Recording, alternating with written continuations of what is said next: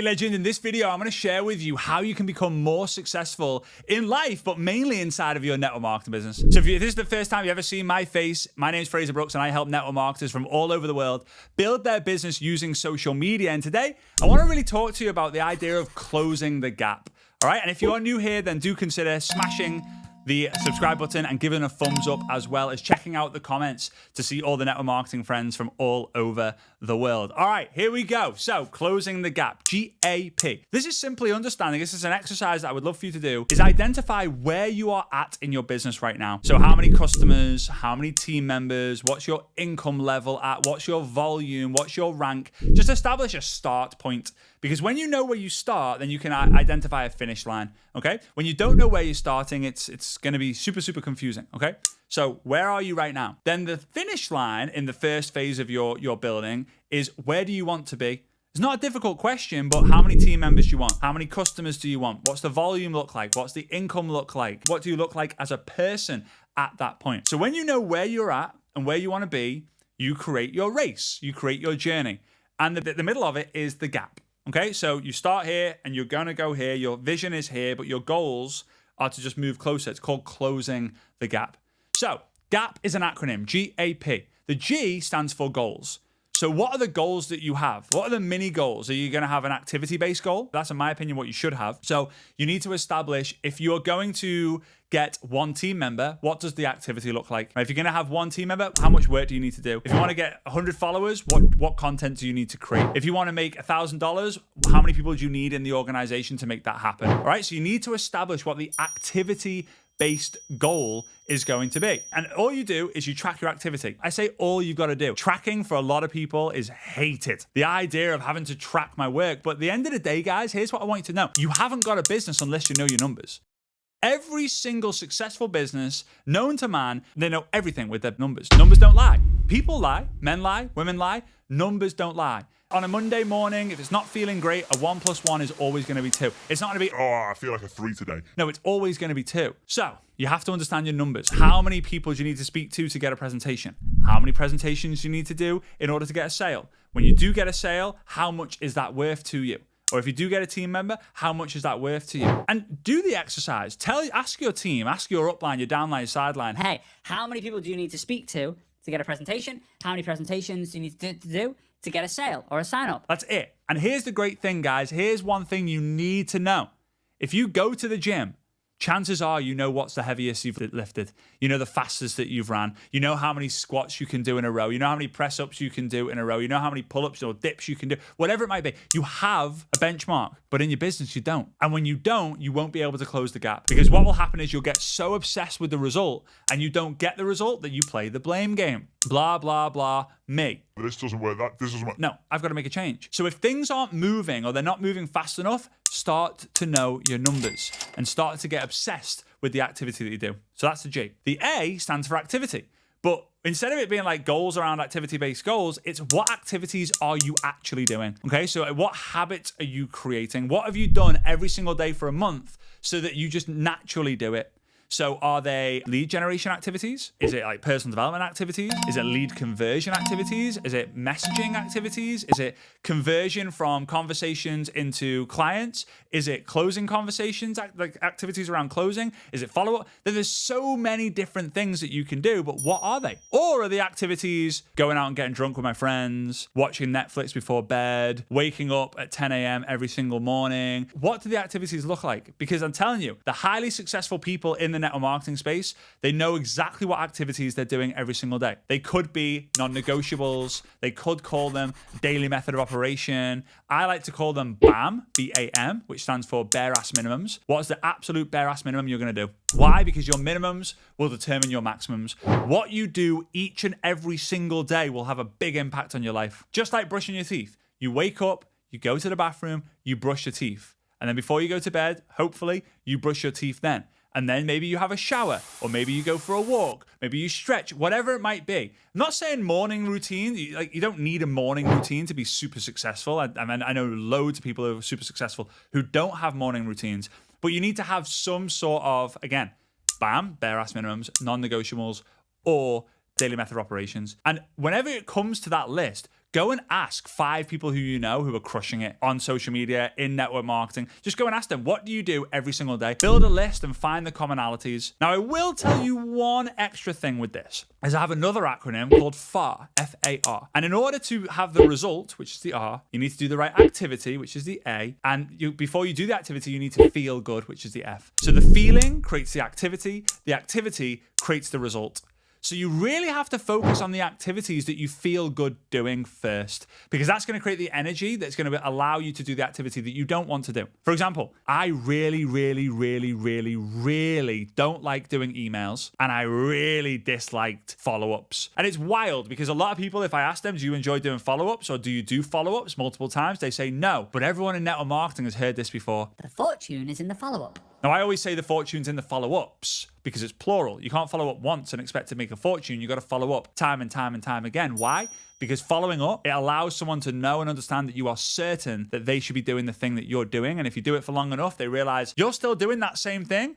That's how credibility is created. Longevity creates credibility. When people can see someone doing the same thing over and over again for a long period of time, they're more likely to join. Okay, so don't get upset about getting an objection in the beginning. Get excited for the long-term potential that they're going to join your business at some point. Okay, so again, when it comes to activity, go and identify all the activities that the top performers are doing, and then go and find the ones that make you feel good. Do them first. Then do the ones that don't feel good, and then end with the ones that make you feel good. And that way you're going to start on a high and end on a high. That feeling will allow you to do the work, and then by doing the work, you will get the results. And when you get the results, and you get that email saying, congratulations, you have a new sale. Congratulations, you have a new team member. Congratulations, you have a new customer. How do you feel? Good, right? So when you feel good, you then do more work. When you do more work, you get more activity. And this is why the majority of people who close the gap fast, they do so. And they do it well. And they do it with massive grace, and they do it with this huge success, is because they feel good about the work that they're doing, and the work that they're doing is providing the results. And they've done a lot of it to prove that what they're doing actually is the right thing to do. So G is for goals, A is for activity, the P is the big one. And it's so easy for me to tell you to do it, but it's so hard for you to implement it. And that is people.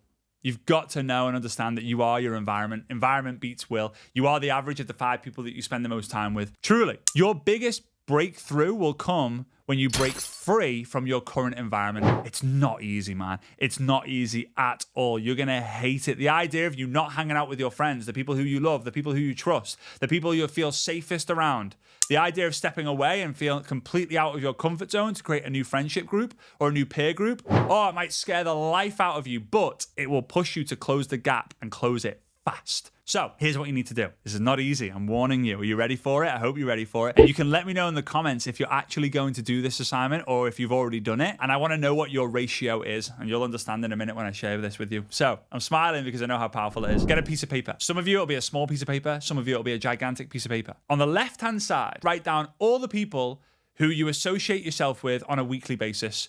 This means you see them once a week, you speak to them once a week, you have a conversation with them once a week, you chat with them once a week, you think about them once a week, you see them on Instagram once a week, whatever it might be. Just write down every single name. Again, some of you it'll be a big list, some of you it'll be a small list. Family members, friends, everyone you associate yourself with at least once a week. Okay, write them on the list. Then, I want you to separate those people. On the left-hand side, again, you can have 2 additional pieces of paper. On paper 1, you've got your list. Paper 2, I want you to put all the people on the first list, the main list, who drain your energy. And what I mean by drain your energy, when you leave them, you feel drained. When you leave them, you feel uninspired or unmotivated. When you leave them, you start doubting the decision that you made. When you leave them, you start thinking that network marketing is a pyramid thing, right? You might go to the pub and watch the football game with your friend and be like, buzzing. But what if they talk bad about the network marketing business? How does that make you feel about the network marketing business?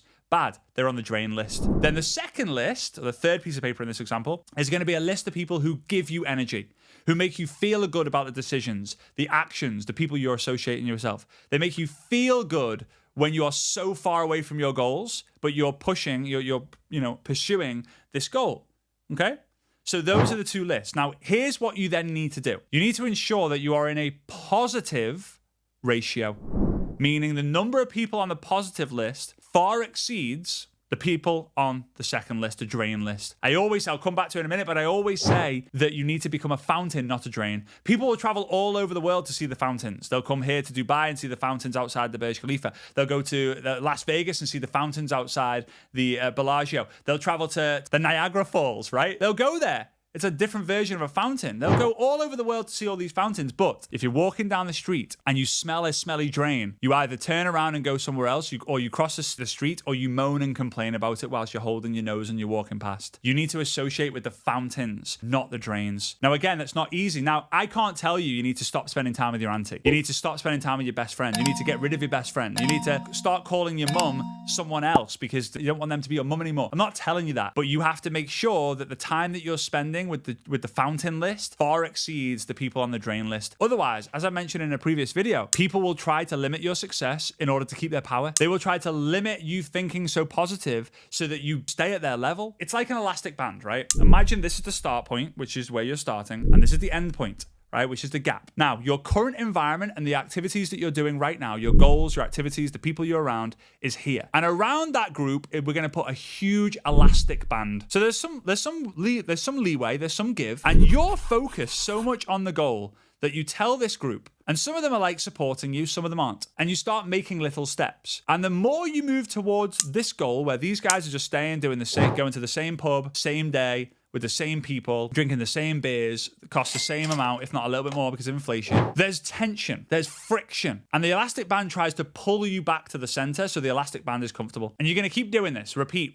You go, you come back. You go, you come back. You go, you come back. You go, you come back. You go, you come back. And then one day you break through from the elastic band. And what will happen is when you break free, you accelerate, you reach the goal faster. That original goal then becomes a start point for the next gap that you're going to choose. And guess what? Your new environment, although it's smaller, is going to have an elastic band around it. And the idea is that you break the elastic band so much that you actually realize and understand why people say it's lonely at the top. Because the elastic band that you have is you with an elastic band around it. And your goal is to then bring people to you, to create that new peer group, because it is lonely at the top. But I tell you, it's fun. There's a reason why Bugatti has 2 seats and a bus has 30. If you have that situation where you can reach your goals and feel lonely, you can always bring your family with you. They'll appreciate in time. I remember when I started, everyone used to say, "Oh, Fraser, it's okay. Your dad can do it. Your mum can do it, but you can't." And I was like, well, I'm going to try. They're like, "Well, don't be disappointed if it doesn't work. You're not an extrovert like your dad." I'm super introverted. Maybe it doesn't come across on the video, but one day you'll see that for yourself. But I made it work. And now, after that rocky patch of like, oh, we told him to do something that he ended up doing and he was right and we weren't, now they're the other way. It's been 15, 20 years, right? So now they're in a situation where they're like, wow, so good you did that. Thank you so much. And, I've hired different family members to do different things over the years as well. So in order to close the gap, set the right goals that are activity focused, know the activities that make you feel good, that you do and get the results, and then make sure that you hang around and you associate yourself with more people who give you energy than take the energy away from you. It's not going to be easy, but closing the gap is well worth it. So with that being said, do me a massive favor, smash the subscribe button, give us a thumbs up. Let me know if you're going to do some of those assignments in the comments, and I cannot wait to see you next time. All right, have a great day. I'll see you soon. Bye-bye.